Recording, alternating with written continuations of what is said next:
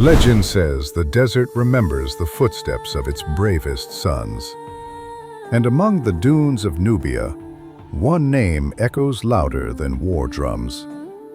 Taharqa, the child prince who became a conqueror, the warrior who held back the most brutal empire of the ancient world, the pharaoh whose courage was carved into stone, and whose fall shook kingdoms.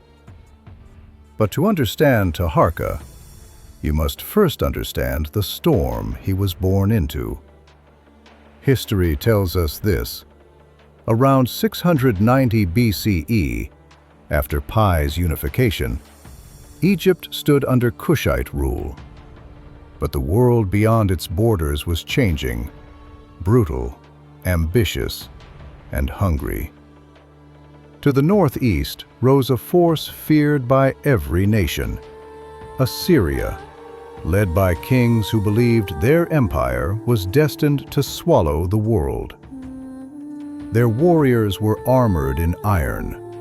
Their siege machines crushed walls like clay. Their kings carved their victories on palace walls with a cruelty meant to break spirits.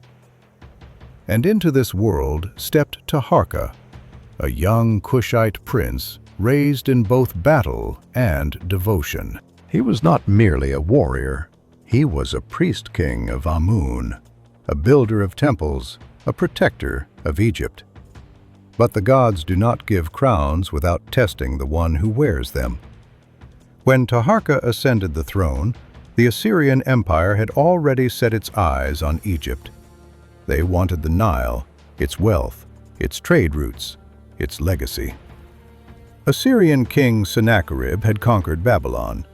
His son Esarhaddon wanted Egypt next. And so the Assyrian machine moved south, an iron tidal wave marching toward the Black Pharaoh. Taharqa answered with a courage that legends are built on. He marched north with Nubian archers, Kushite cavalry, and warriors whose shields carried the face of Amun. For a moment, the world held its breath. In 701 BCE, a moment occurred so monumental that it survives in three sources: Egyptian records, Assyrian annals, and the Hebrew Bible. Legend says Taharqa's forces rose to aid Jerusalem as the Assyrian army threatened to wipe it from the map. The Bible calls him Taharqa, king of Kush. That alone is historic. But what happened next is mystery wrapped in myth. Before the Assyrians could strike, their army suffered a catastrophe in the night. Some say disease wiped them out. Some say a desert storm scattered them. Some say angels struck them. But to Egypt and Kush, it was Taharqa's victory. The Black Pharaoh had defied the world's most brutal empire, and for a moment, Egypt stood unbroken. But Taharqa was more than a warrior. He was a king of stone and vision. He rebuilt temples at Karnak, expanded shrines to Amun, constructed colossal statues, and restored sacred lakes where priests purified themselves. His monuments were massive, built not to boast, but to anchor the kingdom in faith.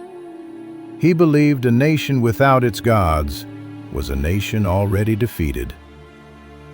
In the last days of peace, Taharqa stood beside the Nile and watched the sun rise over pyramids his ancestors built. But storms were coming. Esarhaddon returned, this time with an army so vast the desert shook beneath its feet. Taharqa fought fiercely, city by city, fortress by fortress. But even lions grow tired. Memphis fell, then Thebes. And finally, Taharqa retreated to Nubia, not defeated, but unbroken. The Assyrians carved their victory into palace walls, Yet even they admitted Taharqa was the most stubborn enemy they ever faced. A king who refused to kneel, a warrior who made empires bleed. Legend says Taharqa died among his own people, in the land of black granite cliffs and whispering pyramids. They buried him in a tomb guarded by ram-headed sphinxes, symbols of strength and divinity. And when the desert winds move over his resting place, some say you can still hear the echo of shields striking against war drums. Taharqa's kingdom may have fallen, but his courage never did. This is the warrior king who stood against the storm, the Black Pharaoh who faced empires and chose to fight anyway. In Forgotten Bloodlines, we remember those whose crowns were not given, but earned.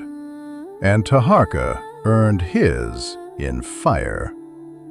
Subscribe and follow Origin Tales for more.